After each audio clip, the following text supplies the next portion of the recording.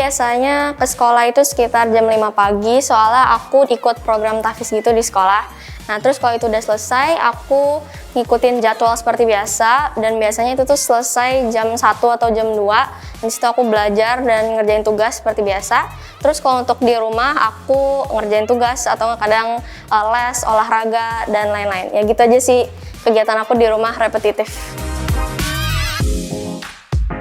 Kan kalau misalnya aku tuh dikasih tugas, sebenarnya aku tuh tipe orang yang kadang tuh suka menunda-nunda untuk mengerjakan sesuatu. Cuman kalau misalnya emang ada sesuatu kegiatan di luar sekolah yang ingin aku kerjain, aku berusaha sebisa mungkin untuk nyelesain semua tugas sekolah duluan. Jadi ketika dikasih, langsung aku kerjain, langsung aku kumpulin, biar segala bebannya itu udah kelar. Baru kalau misalnya semuanya udah beres, aku lanjut melakukan hal-hal di luar akademis yang ingin aku lakukan. Kalau aku itu tipe orang yang kalau belajar harus nyatet, karena dengan nyatet aku jadi lebih ingat. Abis itu kalau nyatet itu kayak pakai stabilo, pakai huruf-hurufnya gitu biar lebih nempel ke otak. Terus abis itu aku ngafal, dan aku biasanya suka nge-review ulang. Jadi kalau misalnya udah dicatat, diringkas, yang dari buku aku tulis lagi di buku tulis, dan itu bisa membantu aku untuk lebih nempel ingatan pelajarannya. Waktu pertama kali tahu udah diumumin gitu, sebenarnya perasaannya bercampur aduk banget.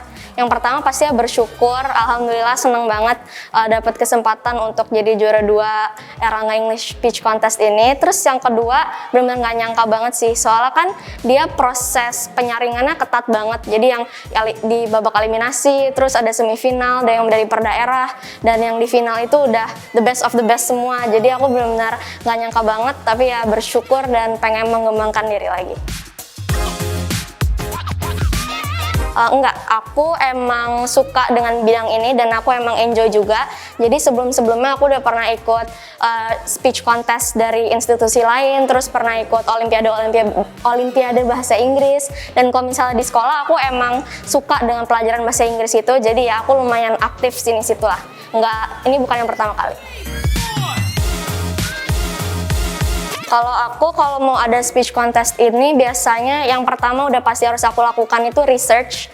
Jadi aku harus research materi dari internet. Terus kalau misalnya udah dapat poin-poin yang pengen aku masukin ke dalam naskah aku bikin naskah itu, aku compile semua informasinya. Terus habis itu kalau naskahnya udah jadi, aku biasanya suka minta feedback dari orang lain. Antara itu orang tua aku, atau temen aku, atau guru native aku di sekolah. Dan kalau misalnya speech-nya udah benar-benar final banget, aku latihan sendiri kayak di depan cermin aku ngomong-ngomong, aku latihan body language aku, gesture aku, dan kalau udah menghafal naskahnya, terus udah kalau misalnya udah berusaha kayak gitu tinggal doa, udah gitu aja persiapannya. Kalau dari aku sih sebenarnya ini nasihat untuk diri aku sendiri juga sih, yaitu adalah jangan takut untuk gagal, karena sebelum-sebelumnya ada banyak sekali kesempatan yang aku lewati karena aku takut kalau aku nggak akan bisa atau aku akan fail gitu. Tapi kalau menurut aku, coba aja dulu, kayak we've got nothing to lose gitu. Kalau misalnya kalah, ya pasti akan selalu ada hikmah di balik kekalahan kita. Walaupun mungkin sedikit sulit untuk mencari hikmahnya, tapi pasti itulah yang terbaik kalau misalnya itu ditakdirkan untuk kita. Dan kalau misalnya udah kayak gitu, berusaha semaksimal mungkin, jangan pantang menyerah. Terus kalau udah, serahkan aja semuanya pada Tuhan. Soalnya kalau misalnya kita udah berusaha sampai jungkir balik pun, kalau misalnya Tuhan nggak menakdirkan sesuatu untuk terjadi, ya itu nggak akan terjadi gitu. Jadi setelah berusaha, berdoa, dan ya udah gitu aja. Kalau menurut aku, dari aku sih ini English Speech Contest dari Erlangga ini eventnya sangat bagus sekali, dan aku berharap semoga kedepannya dengan diadakannya event ini dia bisa menjadi platform bagi anak-anak Indonesia untuk mengekspresikan keinginan mereka dan kemampuan mereka dalam berbahasa Inggris. Karena aku tahu banget, karena aku sendiri juga udah pernah ngalamin, kita punya potensi, punya bakat, tapi bingung mau menyalurkannya gimana. Dan jadi aku berharap kalau misalnya ada terus event ISC ini, semoga dia bisa menjadi jembatan bagi anak-anak Indonesia untuk mengembangkan kemampuan mereka khususnya dalam bidang bahasa Inggris.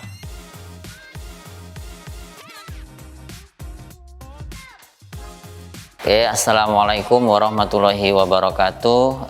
Nama saya Saiful Mujab LC. Saya sebagai wali kelas dari Nadia Kamila Darmawan yang alhamdulillah pada tahun ini mendapatkan kesempatan untuk ikut lomba speech berbahasa Inggris yang alhamdulillah mendapatkan juara yang kedua dari semua yang mengikutinya. Ini merupakan hal yang sangat membanggakan sekali.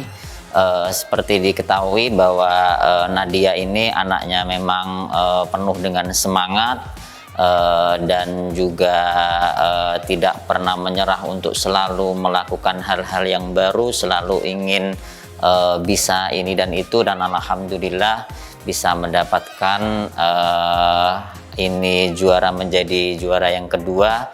Maka harapan saya kepada Nadia terus pertahankan, ditingkatkan, dan semoga kedepannya semakin banyak prestasi-prestasi yang didapatkan, dan semoga ini menjadi motivasi untuk teman-teman yang lain dan juga yang lainnya nanti bisa mengikuti jejak Nadia.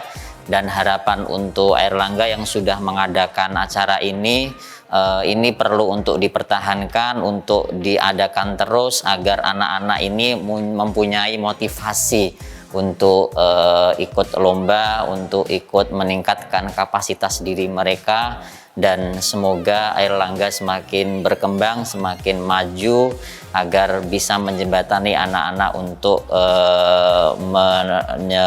menerapkan atau mengekspresikan prestasi mereka secara nasional.